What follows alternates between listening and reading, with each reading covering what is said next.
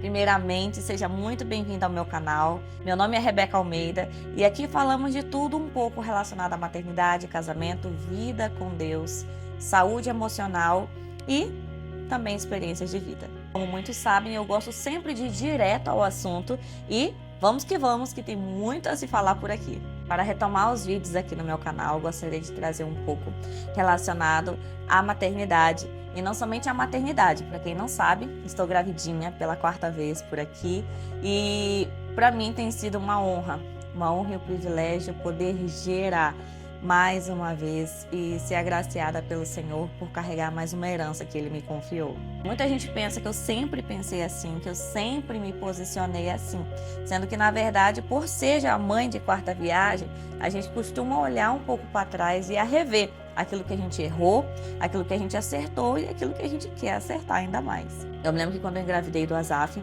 eu estava com 22 anos e no momento vieram várias incertezas, vieram várias inseguranças. Eu sempre quis ser mãe, desde quando eu era criança, eu sempre quis ter minha família, sempre quis ser mãe. Só que uma coisa é quando a gente sonha e idealiza, outra coisa é a vida real. Quando a vida real ela vem em confronto com os nossos planos, com os nossos projetos, e nem sempre aquilo que a gente sonha ou até mesmo gostaria acaba acontecendo. E até que a Azaf nasceu. E todas aquelas expectativas que eu tinha a respeito de maternidade, elas foram frustradas. Gente, eu digo que tudo que pôde dar errado no meu primeiro pós-parto, deu. A amamentação, então, foi um dos momentos mais difíceis para mim. Na verdade, todos os pós-partos, de modo geral, eu sempre tive muita dificuldade no amamentar. E o Azaf eu senti muita dor, né? Ali na região da cesariana, eu senti dor até o 4º mês. E a Azaf não dormia direito, eu inchava muito e eu chorava muito também.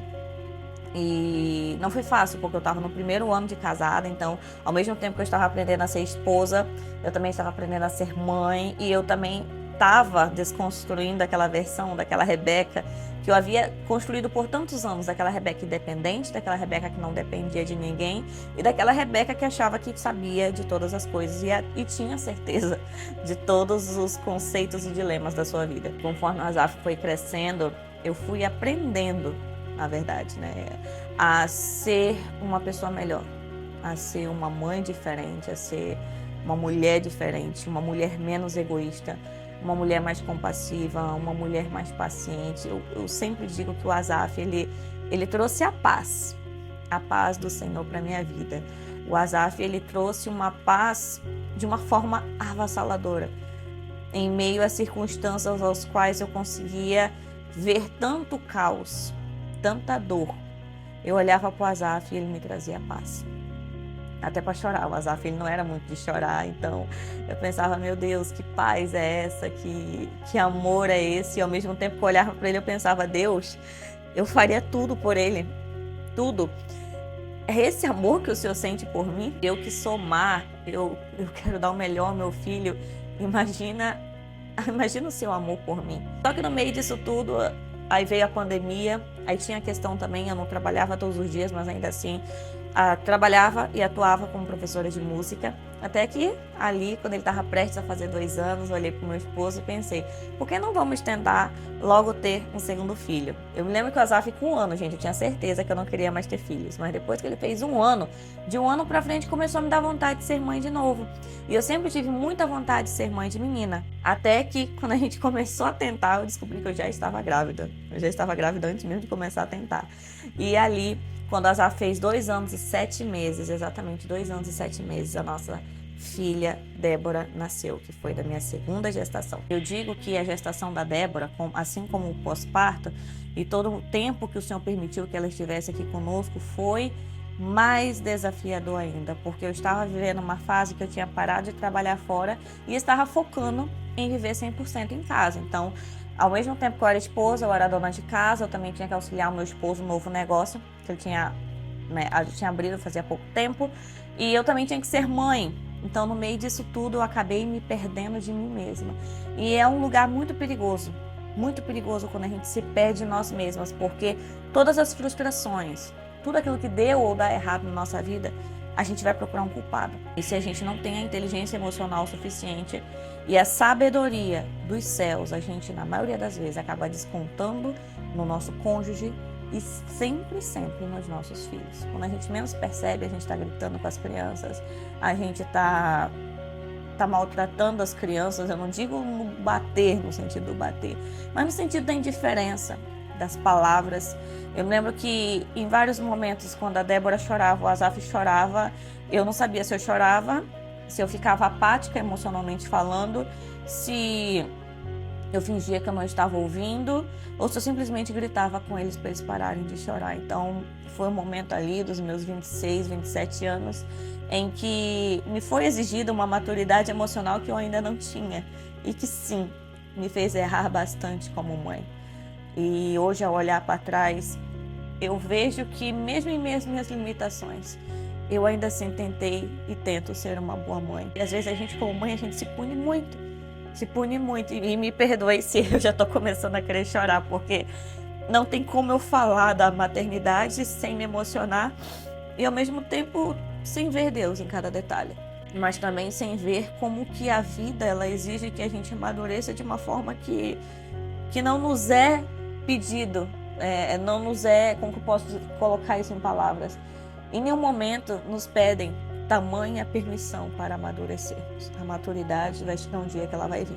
De uma hora para outra, você vai ter que agir com maturidade, você vai ter que agir com sensatez. Porque não se trata só de você, se trata de uma vida que está ali, que depende de você, em que você vai ter que prestar contas por ela. Eu me lembro que ao mesmo tempo em que eu amava ser mãe, eu também amava ser produtiva e fazer muitas coisas. Então eu fazia muita coisa sendo mãe somente dos dois. Então eu me envolvi em muitas coisas, eu fazia curso, eu fazia isso, eu fazia aquilo. E eu amava ser aquela mulher produtiva. Nos encontros do VASC que eu tenho, que é o encontro de mulheres, uma comunidade de mulheres que a gente se encontra toda quarta, eu sempre falo que é a Mulher Maravilha, é a mulher que ela ama fazer tudo, ela quer fazer tudo e ela tem e possui várias facetas no caso. Só que aí chega um momento em que você percebe que fazer tudo é não fazer nada. Você querer estar em todos os lugares e fazendo muita coisa, isso não significa que você está fazendo aquilo que foi chamada para fazer. Que não faça sentido para aquele momento. Mas a pergunta que vem é, será que essa é a estação ideal para eu fazer isso? Para eu querer ser aquilo e para poder alcançar aquilo? Há um tempo para todas as coisas, assim já diz a palavra do Senhor.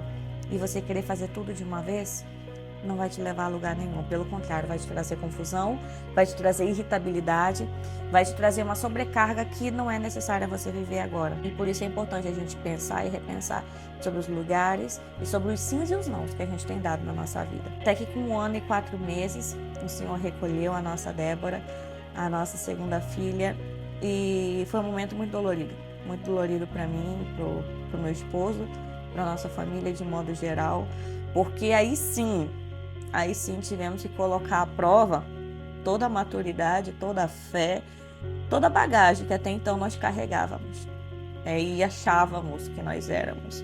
E foi um momento em que verdades realmente foram testadas em nós, né? Se eu e meu esposo nós realmente nos amávamos. E eu digo que não só o amor pelo outro, mas principalmente o amor a Cristo. Se realmente confiávamos em Cristo a ponto de não só entregar a nossa filha, mas continuar sobrevivendo e depois tentar viver, mesmo após um processo pós-luto. Eu digo que o momento mais difícil não foi o enterro, não foi o momento em que ela faleceu no hospital. Não, o momento mais difícil é você continuar vivendo. É você continuar tentando encontrar sentido, mesmo sem aquela pessoinha que saiu de você não está mais ali. Eu acredito que esse é o momento mais difícil para uma mãe que é mãe de anjinho e já entregou um filho ao Senhor Jesus. Gente, eu não sei por que eu coloco máscara que não é a prova d'água em vídeos assim. Eu tenho certeza que eu não vou chorar e toda vez eu choro. Quando eu coloco a máscara que é a prova d'água, eu não choro. Enfim, um papo totalmente aleatório aqui. Nós vamos seguir o vídeo. Passando pelo processo do luto exatamente 8 a 9 meses depois, engravidei da Elisa, que foi a terceira herança o qual o Senhor nos confiou, e foi uma gestação muito difícil. Na gestação da Elisa eu tive que passar por uma cirurgia o qual o meu ovário direito simplesmente torceu, deu torção ovariana juntamente com inflamação da apendicite, endometriose junto, hérnia umbilical. Foram 4 cirurgias em uma. Eu estava com 9 semanas de gestação dela e mesmo assim Mesmo sendo uma gestação de alto risco, por conta disso, ficou tudo bem, né? Tive diabetes gestacional, foi uma gestação com eu me senti bem mais cansada, bem mais indisposta, mas por honra e glória do Senhor, com 39 semanas, terceiro parto cesariana, a Elisa nasceu. E a Elisa, eu digo que ela é o nosso florescer. O Asaf, ele trouxe paz. A Débora, ela trouxe alegria. Uma alegria surreal para as nossas vidas, que não tem como esquecê-la. E a Débora, ela trouxe o florescer. A Elisa, na verdade, né? A Elisa, ela trouxe o florescer. A Elisa, ela trouxe a esperança de volta para a nossa casa. Em um momento qual a gente achava que somente a dor iria permanecer. A Elisa está com 1 ano e agora pense comigo, a Elisa estava ali em torno de 6 a 7 meses. Estava com 7 meses, na verdade, eu ainda estava amamentando ela de madrugada e da mesma forma como foi os outros pós-partos, tive muita dificuldade na amamentação. Da Elisa, a amamentação foi bem mais cruel, porque assim como a Débora, ela também nasceu com a linguinha presa. Só que a linguinha da Elisa nasceu toda presa, então ela teve que passar pelo processo do corte da linguinha com o odontopediatra, até cicatrizar. Gente, a Elisa estava com quase 1 mês de vida e ela não queria saber do meu peito de jeito nenhum. Então todos os momentos que ela procurava mamar, eu sempre tirava na bombinha e meu peito machucado, porque mesmo ela não querendo pegar o peito, eu tentava forçar ela a pegar o peito, porque eu via como era importante ela pegar o peito e ela não queria o peito. Então, assim, gente, não foi fácil. Até que eu orava todos os dias e ali ela perto de fazer 1 mês, acho que faltava 2 dias para ela fazer 1 mês. Eu fiz uma oração tão sincera. Eu falei, Deus, eu quero amamentar minha filha. Eu quero amamentar minha filha, por favor, Deus. Ela vai fazer 1 mês. E eu sei que vai ficar mais difícil ainda ela pegar o peito, mas eu quero muito amamentar ela. E ali no banho, né, tentando dar o peito para ela, ela pegou. Glória a Deus por isso. E ali eu segui amamentando ela, né, em livre demanda, até por volta dos 6 meses. Aí eu fui juntando com a mamadeirinha aos poucos. Veio a introdução alimentar e com 7 meses, gente, eu percebi que ela começou a ficar enjoada e a recusar o meu peito. E aí a Débora, ela passou por esse mesmo processo. A Débora na minha segunda gestação, mas só que assim, ela simplesmente cuspiu o peito, não quis mais mamar e ficou por isso mesmo. O Asaf eu amamentei até 1 ano e 5 meses. Isso, até 1 ano e 5 meses. E aí a Elisa começou a cuspir o peito, começou a rejeitar, começou a ficar manhosa. E eu pensei, ela deve estar passando pelo mesmo processo da irmã, né? Deve estar recusando o peito, não quer mais o peito. E eu já estava grávida e não sabia. Rebeca, você e seu esposo não se protegiam? Gente, depois que veio a Elisa, a gente totalmente deixou o nosso coração aberto, né? E ficamos abertos à vida no sentido de que se o Senhor mandar agora, amém. Se o Senhor mandar daqui 1 ano, 2 anos, amém. E se o Senhor não mandar nunca mais, amém. Né? A vida quem dá é o Senhor e estamos aí, né? Vamos ser felizes se vier mais um. Bom que já cresce todo mundo junto. E aí nisso, gente, descobri que eu estava grávida. Eu descobri, foi no dia do Natal, e na véspera de Natal, dia 24, a gente segurou a notícia dia 25, aí até que a gente não aguentou, chegou o período da tarde, a gente contou para os meus pais. Dia 26 fizemos um ensaio fotográfico para poder anunciar para as redes sociais, para os nossos amigos que eu estava grávida, e aí dia 27 todo mundo ficou sabendo. Meu aniversário do meu esposo é dia 26 de dezembro, então já foi um presente de Natal duplo, né? Não só de Natal, como de aniversário. E até que a gente fez na outra semana a ultra e aí apontou que eu já estava com 9 semanas. Então pensa, gente, o susto. Meu Deus do céu, a Elisa tá com 7 meses, eu já estou grávida de 9 semanas, aí você vai fazendo as contas. Meu Deus, eu engravidei ali do 4º pro 5º mês. Jesus! Hoje aqui estou com exatamente 30 semanas e 1 dia e essa 4ª gestação, ela tem me ensinado a confiar totalmente, porque são tantas... Assim como da gestação da Elisa, eu já tive várias complicações até o momento, né? O último que mais me assustou foi um grande descolamento de placenta. Eu tive um sangramento com 12 semanas, um sangramento muito forte mesmo. Eu participei de um encontro com mulheres, depois desse encontro eu cheguei em casa, tive muito sangramento e assim, a ponto de eu ir para o hospital, eu falei, meu Deus, eu perdi o Isaac. E antes de eu ir para o hospital, eu me lembro de orar, gente. Eu orei sobre o meu ventre, eu orei assim, eu repreendi todo espírito de morte, todo espírito de mamon. Eu falei, o meu filho é do Senhor e eu não sei o que vai acontecer, mas o meu filho é do Senhor. Fui para o hospital, ele estava mexendo, estava tudo normal, só que aí deu um grande descolamento de placenta. E a recomendação médica era eu ficar em repouso. Só que aí logo em seguida minha mãe, ela teve um AVC, ela ficou internada. Então foi um conjunto de coisas que aconteceram que me impossibilitaram, de certa forma, de ficar em repouso. Mas eu me lembro que o tempo todo eu falava: Deus, essa gestação é sua. E eu falo todos os dias: essa gestação é sua. Os médicos podem falar o que for, os exames podem falar o que for, mas essa gestação é sua. Eu vou fazer um vídeo daqui a uns dias, eu acredito que eu já vou estar melhor para fazer esse vídeo, contando um pouco mais de detalhes do que eu tenho passado nessa gestação e também para fortalecer a sua fé. Mas o que eu quero te dizer em relação a tudo isso e um pouco que eu trouxe aqui nesse vídeo, que a maternidade, ela sempre vai exigir de nós. Eu não digo que é a nossa melhor versão, mas ela também exige a nossa pior versão. Porque vai ter momentos em que você vai se ver e você vai pensar: meu Deus, como que a maternidade, eu imaginava que eu seria de um jeito, e por que eu estou me tornando assim? É porque ela exige verdade de nós. Ela arranca toda a máscara do perfeccionismo e até mesmo daquilo que a gente tinha como imaginário, ou tinha como objetivo ao ser mãe, sendo que ela traz todos os dias a nossa melhor e a nossa pior versão, ao qual eu e você, nós temos a liberdade de escolha, de decidir o que a gente vai ser. Se a gente vai ser a nossa melhor versão, uma versão no qual respire mais, escute mais, seja mais paciente, mais presente com os nossos.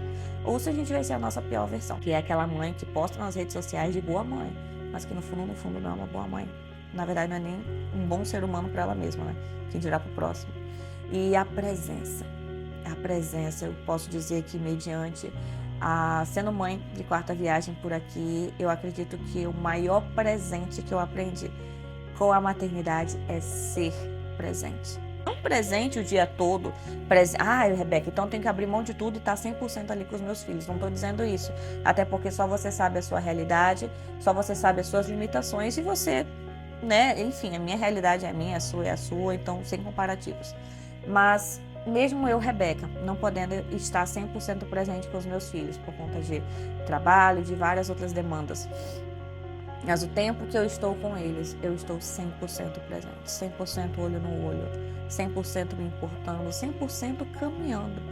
E é isso de fato. Eu acredito que essa é a maior herança que nós podemos deixar para os nossos filhos, para a geração que está por vir.